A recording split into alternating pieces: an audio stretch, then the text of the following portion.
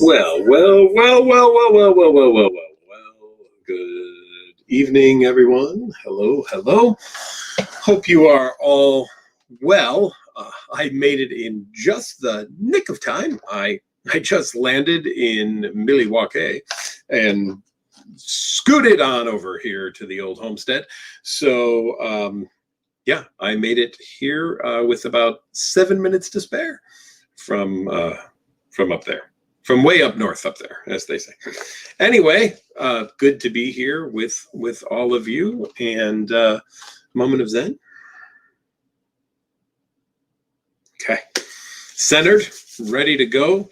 Let's check out what we got going on here in the old Wednesday night webinar. Brought to you by NoCD, NoCD downloadable app that you can get through Google Play or iOS. Please check us out, free download.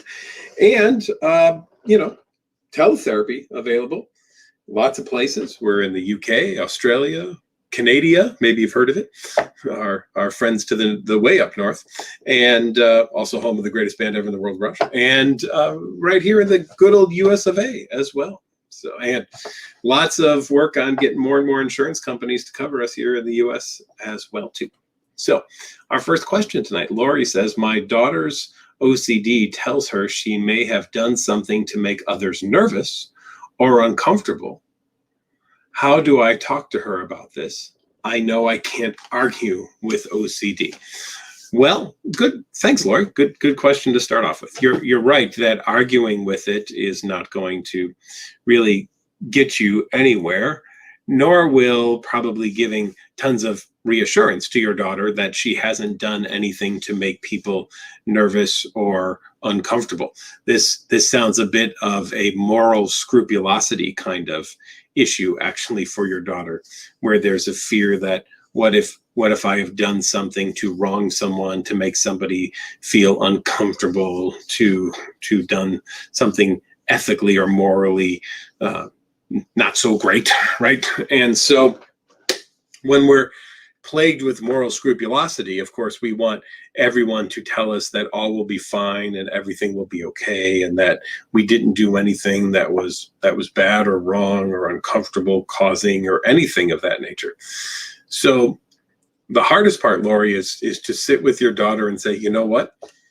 We'll never know if we've made someone else nervous or uncomfortable 100%. It's not possible, right? Lori, sometimes I've used this as a discussion, not as an argument against it, but as a discussion. I'll say, imagine, Lori, if you were driving, right? And it's a yellow light. And it's at that point of the yellow light where if you stopped, most people would say that was a legit stop. But if you went, no one would have said you ran the light either. So let's say that you went, but there was somebody who was turning left the other way, and they're now mad at you because they wished you would have stopped so that they could have made an easier left turn. But let's say you stopped and the person behind you wants to turn right, but now you're there and you're in the way of turning right. In both of those situations, somebody is potentially disappointed in you or uncomfortable with you, and therefore is it best just to not drive anymore? Because that would be in this kind of situation, the only way to potentially assure that you did not disappoint anyone at all. And when we get to that, that's where we're really talking about the having to sit with the fact that we are always, due to being human and people, going to get annoyed by things or feel uncomfortable by things or be nervous at certain times. And there is no way for any of us to ever 100% prevent that from happening or causing that to someone else. Okay. So I think your job is sitting with your daughter and allowing her to recognize, and both of you to recognize that, there may be things you did that led people to be uncomfortable. It is a possibility. Just because it's possible doesn't mean it's highly probable, but it is a possibility. And we're just going to have to live with the fact that it is a possibility, right? Another one that I think about today is that, anytime anybody sneezes these days, everyone looks at them like they have the plague or something like that, right? With COVID and all these kinds of things. And, for the people like myself who have pretty good allergies, I always have this twinge of guilt whenever I sneeze, and it goes right away. I mean, it doesn't stick around or bother me too much, but there's always that initial thought of, oh, darn, I'm sneezing, and hoping everyone doesn't think I'm spreading the COVID on them or something of that nature. It hasn't stopped me from going out or doing anything. I still go out and I still do stuff. So I'm not gonna end that. That's not going to stop. And I'm going to handle it, right? I'm gonna figure it out. I'm gonna handle it. So that'll be fine. That's exactly what I'm going to do and how I'm going to do it. I'm going to keep living my life and recognizing that I have no way at all of making sure that 100% of people are comfortable with me at all times. GW says, I have pure OCD. However, I also think I may be narcissistic. Does an OCD treat both?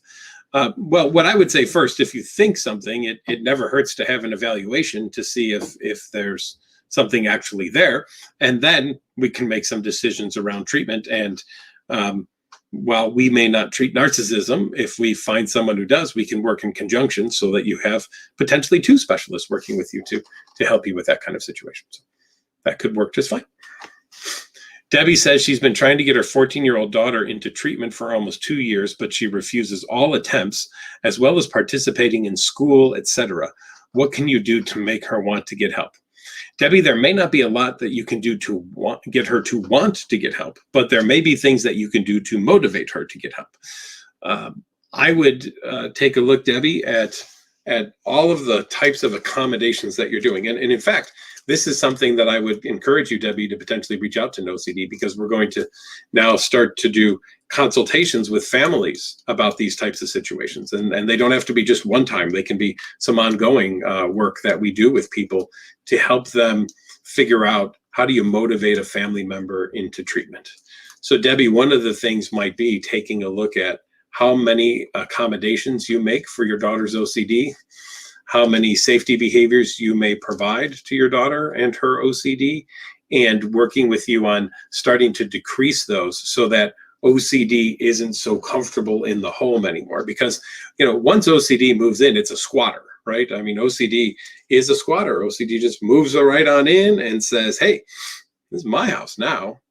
I run it. It's my rules. I'm not going to go to school. I'm not going to talk about therapy. I'm going to make sure that I get all of the avoidance and reassurance and distraction or substances and compulsions that I want or need in my life going on at all times. And those are the number one most important things for me to have happen. And as long as I'm getting those things, everything is grand and wonderful and awesome. But if anyone attempts to take those away from me, I'm going to throw a tantrum like you've never seen before. So Debbie, you might have to kind of endure some crap, right? You might be enduring some OCD types of tantrums, because OCD is going to try to convince your daughter, Debbie, that If it goes away, your daughter will be in trouble. Bad things will happen. OCD has tricked her. And the trick that OCD plays is that OCD says, the reason you're safe and you're okay is because of me. All those compulsions you do, they prevent all these bad things from happening. As long as you keep doing those compulsions, none of these bad things will ever occur.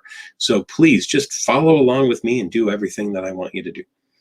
And when we do that, Debbie, that's when we get in trouble. So Debbie, I encourage you, I highly encourage you, reach out to us. Let's see what we can do to help you and kind of come up with a plan that will assist you in removing some of those accommodations that you might be doing in the home. And let's see if we can help to motivate your daughter to get some treatment. Potato 2K, like that. Is that 2,000 potatoes or is that potato 2,000? I'm just out of curiosity. How do I know I have sexual orientation OCD? Things I've been doing is looking at pictures to see if I find them attractive. Very scary. Potato 2K, I would say this. So what if you find somebody attractive or something attractive? Why does that have to matter? When did attraction suddenly become a change in sexual orientation?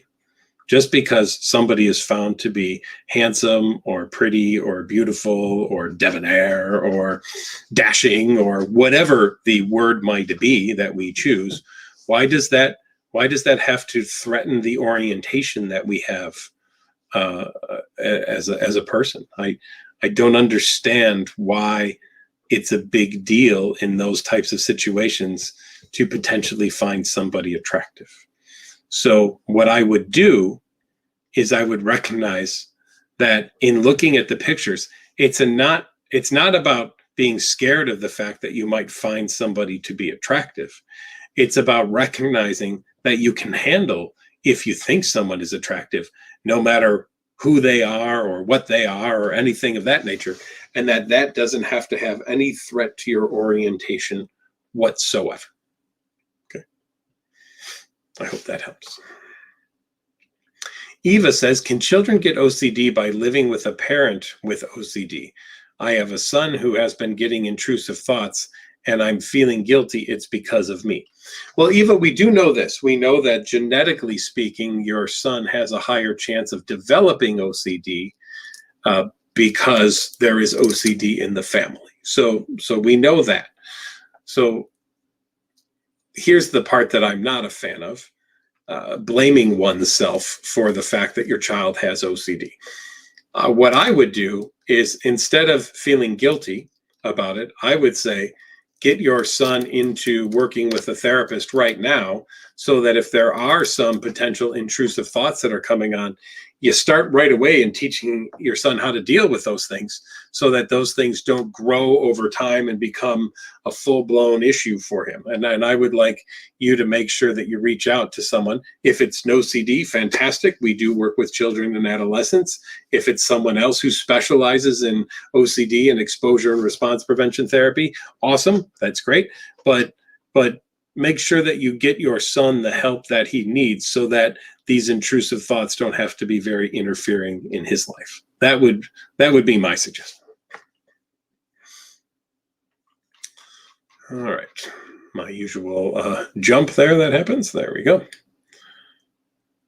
Emily asks, how do I deal with a backdoor spike? Well, yeah, there's a couple of ways that I think we look at defining that, Emily. I'd be interested specifically if you put some more in there about that. But, OCD takes advantage of anything that it can. So just always remember that. So even if you do something and you feel great about it, then OCD will say, oh, well, feeling great about it must mean it doesn't bother you anymore. And if it doesn't bother you anymore, what kind of person? So let's say that, you now have left the room and you're not going to go back and check to see if you've harmed anyone. And on one hand, you're proud of yourself that you're not going to back to check on that. And on the other hand, your OCD says, oh, so that must mean you enjoy actually murdering people if you're not even going to go check on it. So I see how it is now. The very thing I attempted to do was to prevent you from being a murderer, and now you've become one and you just don't care. So now you're a psychopath is what you really are. And had you just stuck around with me, everything would have been great, right? And that's kind of that type of thing. So just know that it's another one of those OCD tricks that it does, and just be ready for it and recognize that that's the thing that happens and what it's going to do. It's Anna. Hi, Anna. It's Patrick. Hi. You say here, my kitten was going behind my wardrobe and I was scared he might get stuck. Plus there's so much dirt behind it. I pulled his tail strong enough to get him back. I feel so scared his tail is broken. Okay. So Anna, I'll encourage you not to do tons of checking of your kitten's tail, and just recognize that your kitten has the ability to handle likely anything that you've done. Now, I'm not there. I can't see your kitten. I can't give you a 100% guarantee, but I'm going to bet that I'm just throw this out there. I'm going to bet you're probably not the first person to ever pull a kitten's tail. And so, I'm thinking kittens and cats and dogs and things can handle having tails pulled. And if that's the case, why do we need to go and check anymore? Now, I'm not saying there anything that you haven't heard already, and I don't want that to come off sounding reassuring because it's not meant to be. I'm just taking a look at the fact that I want you to work on not checking the kitten anymore in order to see if the cat's okay. We're going to just have to sit with the discomfort of not knowing for sure and allow for that to occur, right? Now, remember, OCD will answer that and say, well, he's a monster if he doesn't care about the kitten's cat or anything. And wouldn't it be best to go to the doctor and all these kinds of things? But again, that's OCD talking and not really reality talking, right? So I'd like to stick with the reality piece of it, if at all possible, instead of what the OCD wants you to do. Patricia says, hi there. Hi there, Patricia. How do you deal with feelings of shame and unworthiness manifesting from your OCD? Oh, well, Patricia, thank you for that question, because I'll tell you what, those things happen all the time. Those are very common types of experience to see with obsessive compulsive disorder. OCD is not limited to stress or anxiety. OCD is shame and guilt and disgust and discomfort. OCD is all of those things, right? So absolutely, OCD will take whatever emotion to you would be a horrible emotion to experience, and then cause you to experience that emotion as a way to try to get you to do whatever it can get you to do in order to neutralize it. So if OCD knows that shame is something that leads you to do compulsions because shame feels so horrible for you, OCD is going to shame the heck out of you. If OCD knows that you feeling unworthy is just overwhelming, OCD is going to just kind of slowly and gradually remind you about how dumb and awful and horrible and unworthy and stupid and everything else you are, so that you'll then seek out reassurance from other people that no, you're not unworthy, you're wonderful, we love you so much, this is great. And then OCD will feel great for a while, and then it's gets, well, by the way though, maybe you're still a little bit unworthy, and then you're going to start that process all over again and everything. And so just remember, it's all, again, it's kind of the theme of the night, the OCD trick. It's another one of those tricks of OCD. What is the worst emotion for you to feel? What is the one that is the most uncomfortable for you? That's the one we're going to throw at you. Hope that helps. Nick B says, hey, Dr. McGrath, what's a good strategy for dealing with obsessions when your mood is down, like feeling depressed, discouraged, etc.? I feel that can fuel obsessions and anxiety. Well, yeah, it can. You're right, Nick. And great question. Thanks for bringing it up. One of the things that we've seen, and in fact, did a poster on this many years ago, when we treated people for anxiety disorders and OCD, we found that depression scores went down, even when we weren't necessarily working specifically on depression. So what does that tell you? OCD can be a driving factor of depression. So as weird as this may sound, Nick, I would double down on your ERP when you're feeling depressed and discouraged, because you might be feeling really depressed and discouraged because your OCD is higher up. Now think of it like this. One of the definitions of depression is losing pleasure or interest in things that you once enjoyed. Well, when we do that, what happens? We feel down and depressed, right? So there it is, the depression kind of definition piece of it. Well, what is something that leads you to lose interest or pleasure in things? Maybe obsessions about them. So now you have something that you love, which OCD likes to pick on, right? OCD doesn't pick on things you don't give a crap about. OCD picks on things you love. And then you start developing, so you have these obsessions and compulsions about these things. And so now you maybe shy away or avoid those things so that you don't have to deal with obsessions or compulsions about them. But since these are things that bring you joy and pleasure in your life, and now you're not doing them anymore, that could be depressing. So it may behoove you, Nick, to really, really jump in there and really double down on doing those ERP exercises that you need to do to get rid of your OCD. And that may be one of the best ways to lift your mood. All right. Hey, we're a third of the way through already, everyone. Can you believe it? Wow, what do you know? Welcome once again, everyone. NoCD webinar. NoCD downloadable app. You can get on Google Play or iOS. And hey, guess what? We're in a couple of different countries, so check us out. And we do take insurance here in the US. So we hope that all is well with all of you. Thank you for joining us tonight. And let's get back into what we get here. So jam, as in jam on it. Jam on. I'm sorry. Like an 80s song came back in my head suddenly. I know I can't get my hopes up with my OCD, and it's hard to keep them humbled. Well, Jim, I would say you could get your hopes up with ERP, right? Because we know that ERP is amazingly helpful to deal with OCD.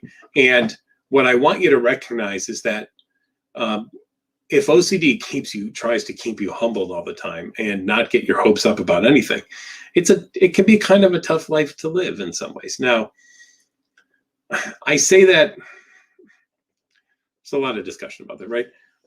I don't try to get people to live happy, which might sound kind of weird. I'm very content with people living a neutral life, right? How are you today? Yeah, fine. Yeah, doing all right. All's well, kind of thing. You might have days that are awesome. Today's been really great. And you might have days that are, yeah, it's been a rough one today, right? Now, I've always liked the phrase, and there's a book out called The Happiness Trap, with this notion that if your goal is to try to be happy all the time, right, or to feel great all the time, that's really hard to do, even if you don't have OCD, right? So maybe that's not the goal. The goal might be steady state, in the middle, doing all right. Things are good. It is what it is. And allowing for those fluctuations of those ups and downs on various days. And I think maybe that's what you want to take a look at. That when you talk about getting your hopes up, I would define myself as in Dungeons and Dragons term, chaotic neutral. And I would say for the rest of people, probably cautiously optimistic would be the best kind of phrase that I could put it at. But I'm not looking every day to be unicorn farts and rainbows and anything by any means whatsoever. But I'm also not assuming every day is going to be kicking me down the stairs either. I'm shooting for neutral, and when I get there, great. And if I do better than that, awesome. And if I don't do that well, then tomorrow I'm going to try again. I don't necessarily see that as humbled. I think it's a pretty realistic way to try to live. And maybe that would be something, Jem, that you really want to shoot toward, is that. Jem says, Jem Bueller, one of my compulsions is to not say things out loud that scare you. I have no idea how I will tell my therapist what my challenges are when I'm scared to say certain words. Advice. Well, maybe when you're feeling brave, Jen, then you could email them, or you could message them. If you're working with an OCD therapist and you have the messaging available through the app, you could do that. Maybe you could write them down and just put them in an envelope and hand it to the person at first, so that it's not going to be something that interferes with therapy. And that way the therapist is aware of some of the stuff to start working on right away. I wouldn't force you to tell me all of those things right away. You might have to develop some comfort with me before we kind of even get there as well too. I've seen that have to happen. So I would want to work with you on becoming comfortable enough talking about some of those types of things. And maybe that even becomes part of the ERP experience, is first talking about the things to do ERP about is where we maybe start ERP, right? So we'd have to get creative and think about it in different ways. But that might be something that we would think about too. Andy says, is it possible to have moments where you're not feeling anxious or have intrusive thoughts without being a sociopath? I'm scared I might be, and I don't want to be. My only way out now is suicide. Well, we wouldn't want that, of course, Andy, and we know this. We know that many people who have OCD have intrusive thoughts about, what if I were a sociopath? What if I were to harm someone? What if I were to do something untoward to someone else? And as I was talking about earlier, Andy, the thing that you really want to pay attention to is the fact that pretty much everybody has thoughts about potentially something intrusive, something harmful to someone, something like that. I've said it on here before. Anyone who cuts me off in traffic, my initial thought is ramming my car into them, right?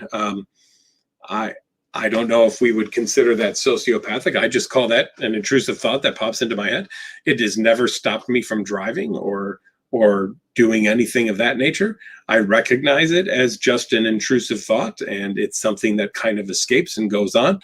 And so if that's the case, I think that's what you want to really take a look at, is the fact that a thought doesn't equal an action. So this really does get into the thought action fusion kind of experience, right? Do thoughts equal actions? And many people hold on to the notion that a thought is just as bad as an action. And so let's spend a few moments talking about that. Is a thought as bad as an action?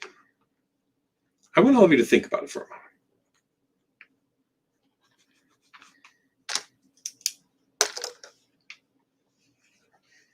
Some of you have heard my thought before. I'm going to say it again this week. My thought is, what if I were to run out of this webinar, go across the street, throwing a Molotov cocktail at my neighbor Dave's house, jumping into the middle of the street, pulling down my drawers, taking a poop in a bag, lighting it on fire, throwing it at my neighbor Josh's house, ringing the doorbell. He's going to come out to see a flaming bag on there. He's going to stomp on it, thinking there's fire, but it's going to be poopy.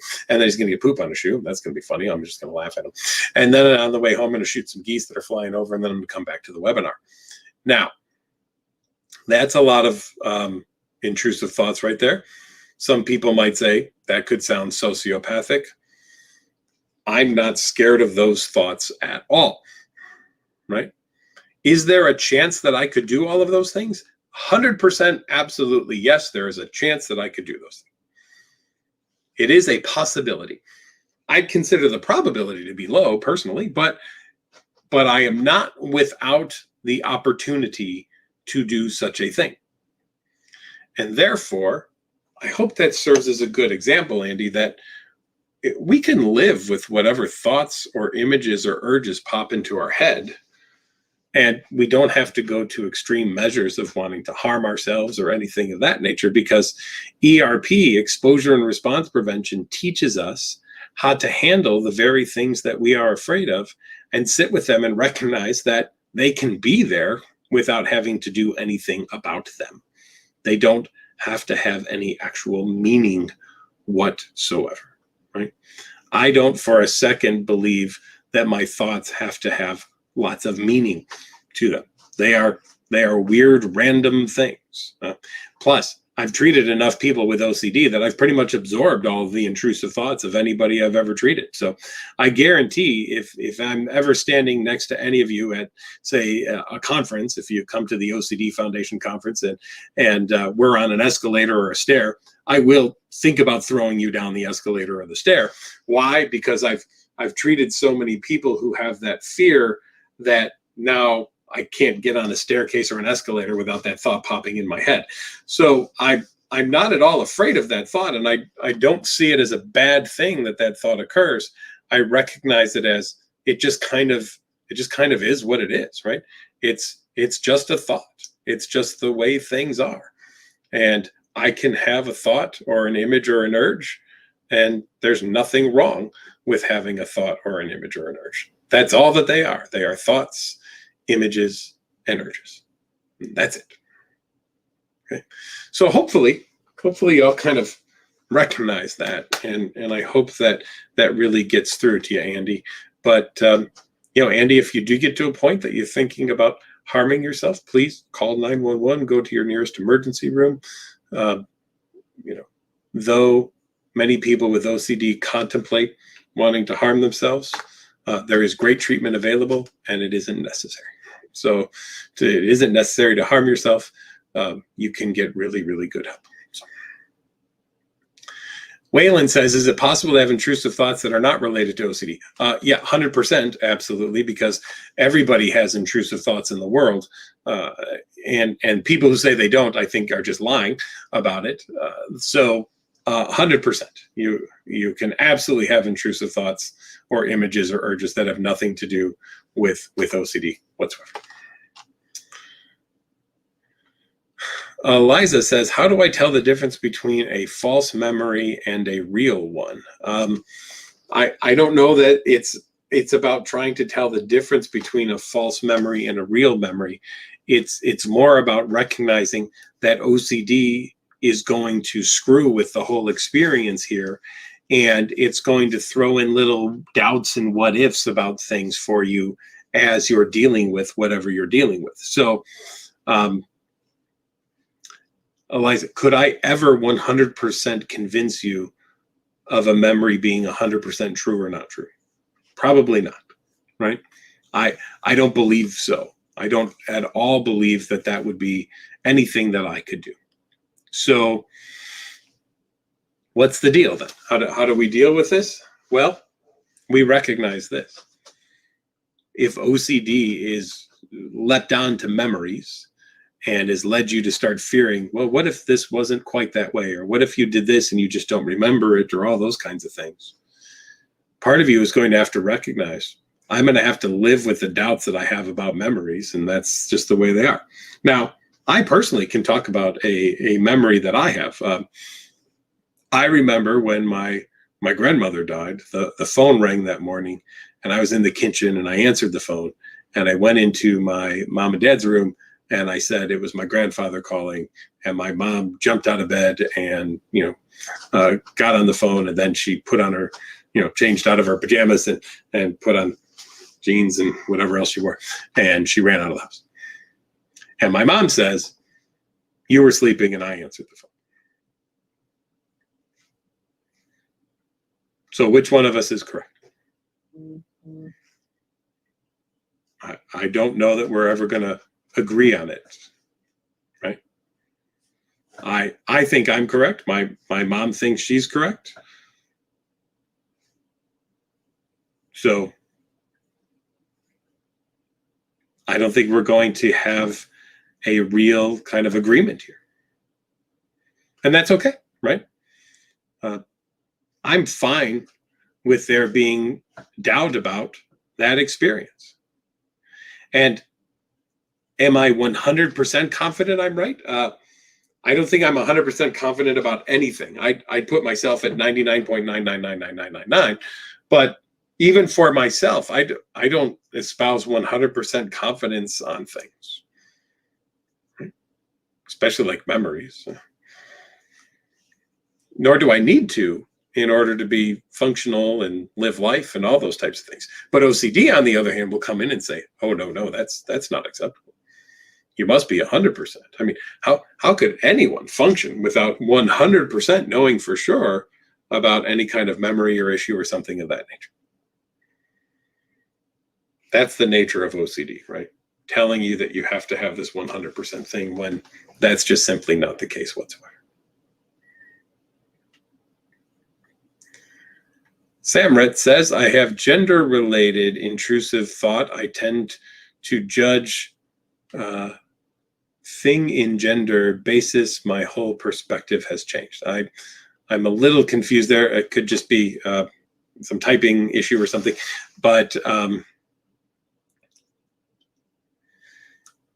if you want to write back on that one just to explain it a little bit more, that would be helpful. Okay. Kat Lynn says, my partner is a few weeks into OCD therapy. Wonderful.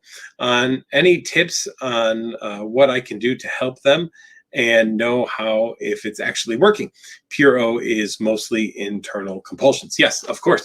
So Kat, please do feel free to see if your partner would be willing to allow you into a session, just so that you can talk to the OCD therapist as well and kind of learn some tips and tools and those types of things. We absolutely welcome that. That is always an option. So feel free to check that out to see if that could be helpful. Daily art grind. Can OCD go away without doing anything for periods of time? Sometimes things go from terrible to as if nothing ever happened, and it's so confusing. You know, OCD can have kind of a little wax and wane kind of period, of course. Yeah, that could be for some people. I mean, for some people, it's pretty constant. There's no 100% way that OCD works, right? So if you're looking for why is it not working this way? It's because it's OCD, and it's got a mind of its own, really. So there could be times when you're just kind of feeling great and not so bothersome, and then something could kick it up again, and it comes back for a while. It just, yeah, that could absolutely occur. Icky Warsame, I like that name. I've been struggling with POCD, so pedophilic OCD, and I've been contemplating suicide. Again, I just don't know what to do. Does it get better? So again, I'd hate to have anyone harm themselves because of OCD, right? Let's talk about that for a minute. Let's just get real on the whole topic here. Harming yourself for OCD is something we would all want to make sure never happens again, right? When you're harming someone because of doubt, not because of actual evidence, right? But because of doubt, that's a problem, right? And OCD doesn't ever present evidence. OCD just presents doubt, right? There's no evidence whatsoever, but there's all sorts of doubt about something. Now, I'd contend that every single human being in the world lives with doubt, right? There is not one of us who is free of doubt in some way. And OCD will say to us, that's fine. I get that. However, I need, at least in this one area, in this one thing, to have no doubt at all. That's all I ask. Just give me no doubt about this thing. And then all will be fine. Everything will be okay. I cannot have any doubt, though, about this one thing. Well, if that's the case, we're stuck. Because there isn't anything that we won't have some doubt about, especially when we have obsessive compulsive disorder, because obsessive compulsive disorder is the doubting disorder. And even if you were to give OCD the most certainness of answer that you possibly could give it, OCD's response would be, yeah, but what if? And blah, blah, blah, blah, blah. Now, I've talked to people with scrupulosity. I've said, your God or higher power themselves could show up in this room right now and say to you, hey, don't worry, you're going to heaven or Valhalla or wherever it might be.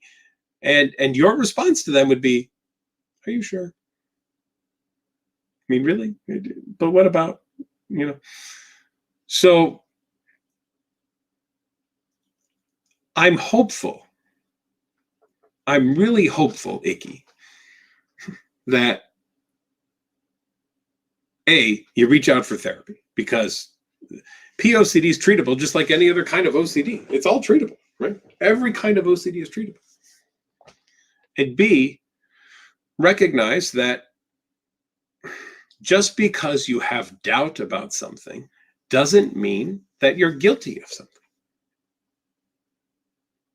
Right? But in OCD, doubt equals guilt. Doubt means you did it in OCD. Doesn't mean it anywhere else. Right?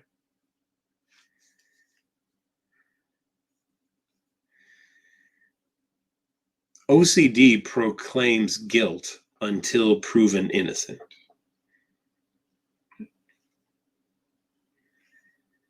And OCD demands to be proven innocent. Even our own court system doesn't prove innocence. It says you're guilty or not guilty. It doesn't say you're guilty or innocent. It says you're guilty or not guilty. Right? But OCD wants to go even a step further than that. OCD says, oh no, not guilty is not good enough. I need innocence. I need 100% guaranteed innocence. That is what I need.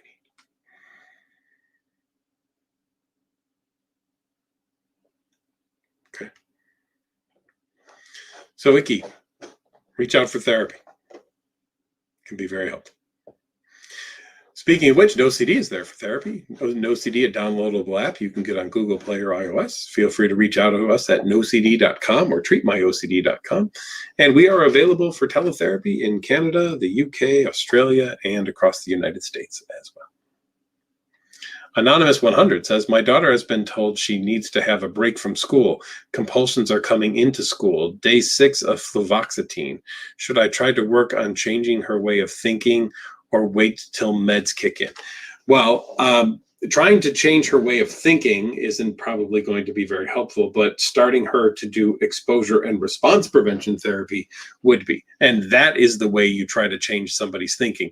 Instead of trying to change the way they think by telling them to think different or trying to convince them to think different, you want to behave people out of OCD, not argue people out of OCD.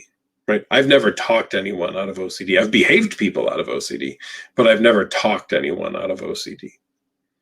And that's really the goal of exposure and response prevention therapy. It's 2 parts, right? First of all, we expose people to things that are uncomfortable. In part 2, we do response prevention. We have people sit with the discomfort they're experiencing and learn that they can handle that thing. That's what we need to do. That's what's going to change your daughter's way of thinking, Anonymous 100, is to have your daughter start doing response prevention. That's the key piece of it. That's it right there. That is the secret sauce of therapy. As my mentor, Alec Pollard, who's been on this show before, has said, exposure without response prevention is not helpful at all. Right? You can always be exposed to things. And if you reply to that exposure to that thing with safety behaviors and compulsions and things like that, you're not going to see a change. You're not going to see a difference. You need to do the response prevention. That's the key. Andy says, I have so much proof that it's not OCD and I might be a sociopath. But you even say it might be, right? So I've never once trusted OCD's look at the data and said, oh, well, I mean, if OCD said it, it must be true, right? I mean, whoa, boy, if that was the case, I wouldn't have a job because everyone would come to me and say, well, my OCD tells me this is really true. I say, okay, well, I mean, how can I argue with that, right? I mean, if that's what your OCD is saying, then, well, what have I got, right? No, I don't for a second believe any argument that OCD throws out whatsoever. So, Andy, you could say that, but I don't believe it. Just so you know. Is it normal to feel bad about having less anxiety about intrusive thoughts? I've been working on my OCD, and as my anxiety tapers, I'm getting worried about not worrying. Yes, that is 100% normal. Make 07. Thousands of millions of yeses on that one. And again, that's the backdoor spike that we talked about a little bit earlier, right? Now I'm worried that I'm not worried about being worried about something that I used to worry about. That's called living life without OCD. That's the way everybody else in the world actually looks at things. Things pop in their head and they go, that was weird. And then they move on. And they don't even think about not being worried about it. They're just like, oh, that was odd. And they go. So that's OCD still attempting to hang on a little bit there, make 007, by doing that very thing. Amelia says, I'm newly diagnosed OCD after struggling with signs for over 5 years. What can I do to make my family see it more than a cleaning disorder? Well, watching something like this could be helpful, Amelia. I would hope that the NoCD YouTube channel could be a great resource, or the blog articles that we have out there. We have lots of data and everything like that, lots of articles that we've done. And not to toot my own horn, but I did write a book called the OCD Answer Book, which goes through all sorts of subtypes of obsessive compulsive disorder. And it's written in a lovely question and answer kind of format as well, too. So it may be very helpful to hand that to your family members. You can get it anywhere online or anything like that. And that might just be helpful. And especially if you want to bookmark pages that are kind of like you, so that they can see, look, this guy actually wrote a book about it. It's not just me, and it's not just cleaning, because it's already in a book. So maybe that would be helpful too. So check out the OCD Answer Book if that would be helpful for you, and also check out all of the NoCD content that's out there as well. Lisa Sims says, hello, Lisa. You seriously hate the fact that your mom and sister and family can do things without getting obsessive thoughts about it, but for you, it triggers your OCD really bad. Anything that you can do to deal with it? Yes. Here's what I would say. I would say this, Lisa. What you want to do is kind of mimic your family. Try to be like them and try to act like them, and recognize that, look, if other people can do these very things without being bothered by them, what purpose is there for me to be bothered by them? So here's what I'm going to do. I'm going to do everything else that my mom and my sisters do. And even though these thoughts pop into my head and they're bothersome and I hate them and I don't like them, I'm not going to let them ruin the experience. I'm not going to let them get in the way of doing anything.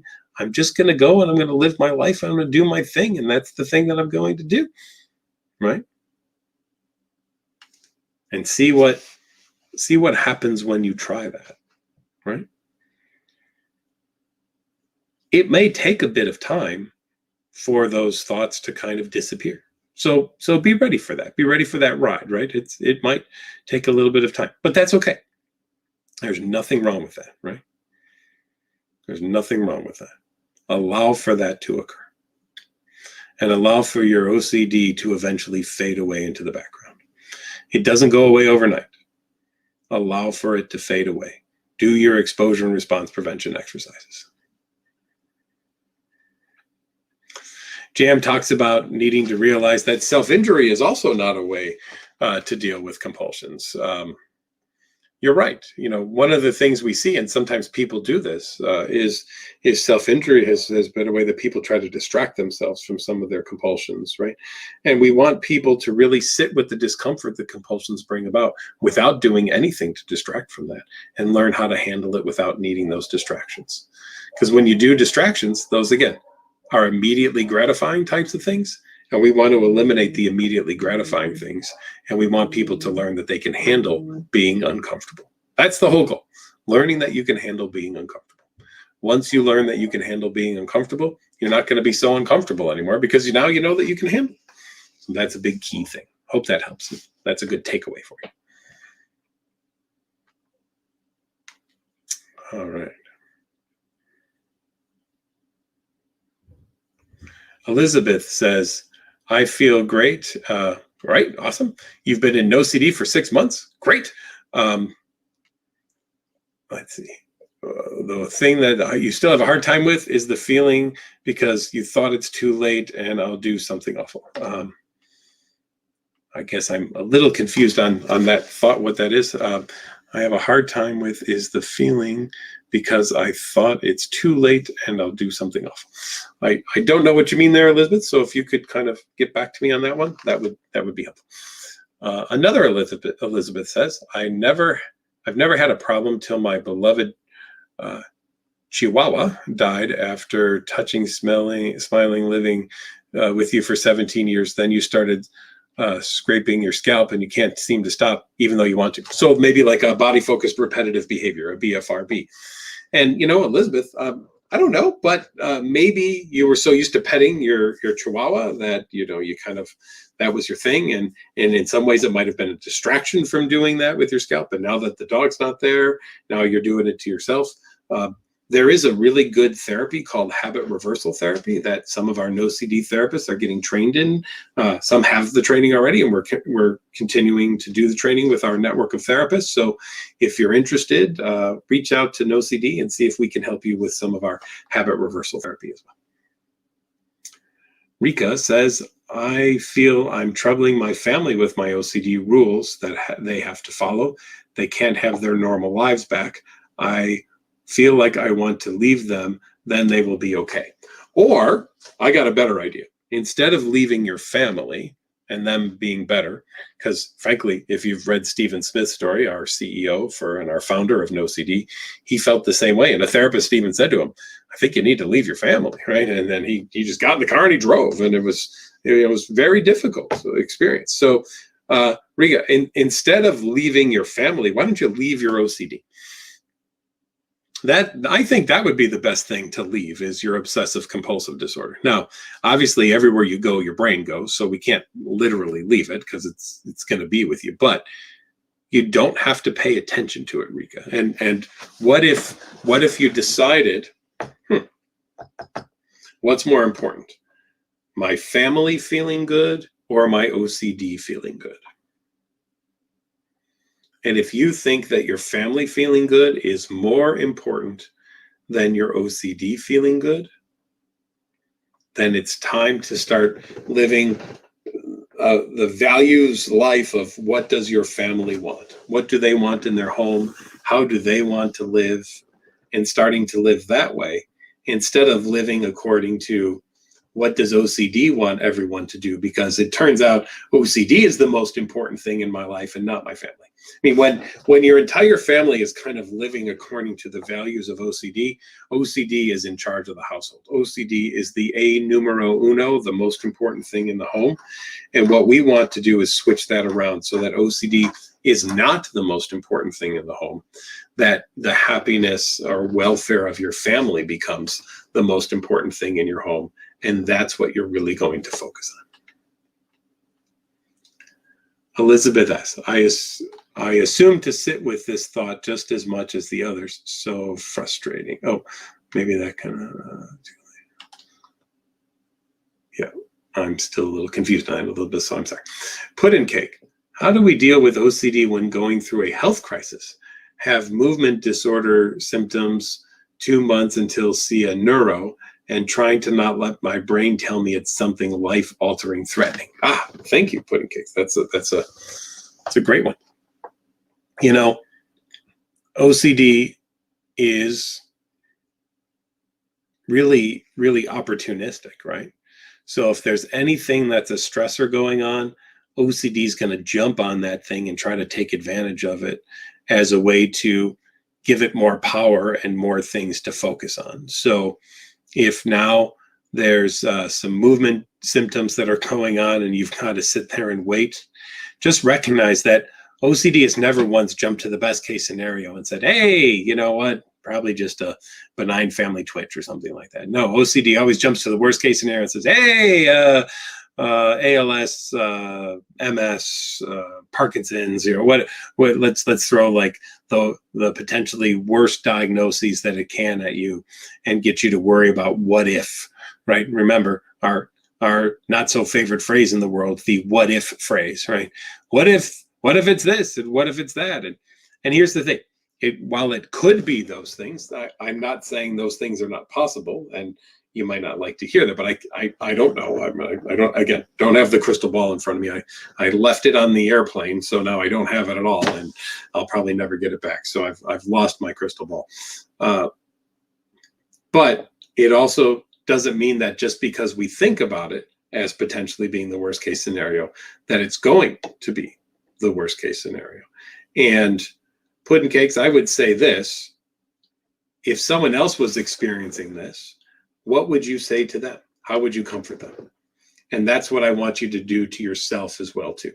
Would you go up to them and say, you know, the likelihood is this is probably a really horrible, awful thing, and it's going to be just the worst life-altering, life-threatening thing that could ever be. So you should probably just, you know, go write your will now and just be ready for death. I'm not thinking that you would say that to anyone else there, Mr. or Miss Pudding Cakes. I I don't really know. Or we'll just say pudding cakes because we don't know. Maybe it's just best to kind of say to someone, I'm going to support you until we figure out what this is. And once we do figure it out, then I'm going to support you with whatever solution needs to take place, and see where you go with that. And then find people who could support you that way, who are there for you, but who aren't going to be giving you constant reassurance or distraction or anything like that, because those are things that aren't going to be very helpful. They may feel great in the moment, but in the long run, they're not going to be very helpful.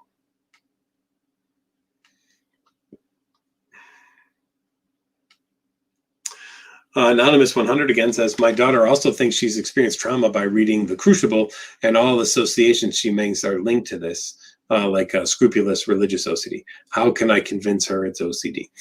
You may not be able to, Anonymous, but again, try a therapist and see if maybe, because that might carry different weight. I've very often said things to kids, and they look at me and they go, wow, that makes a lot of sense. And their parents then look at me and go, we've said that about 100 times to them.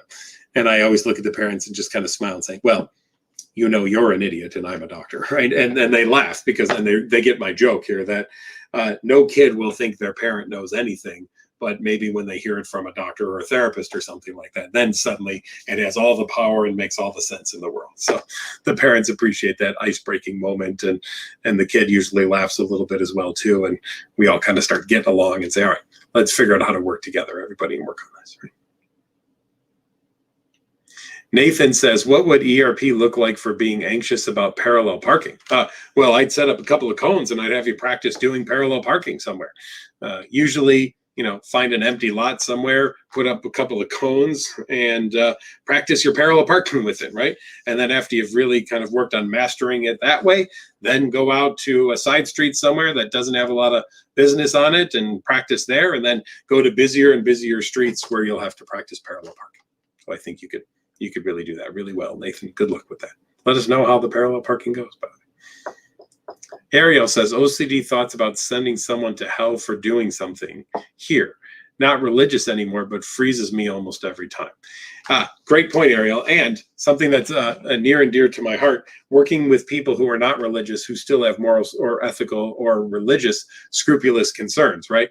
So you don't have to be religious to have religious scrupulosity, because you could still be afraid that you could cause something awful or horrible to happen or damn someone or anything like that, even if you don't believe it. In fact, I've even worked with atheists who pray more than a lot of religious people I know, who say to me, listen, I know there's not a God, but what if I'm wrong, right? And so just on the off chance that I'm wrong, I want to pray anyway, just to make sure that they don't send me to hell or the bad place or whatever it might be as well too.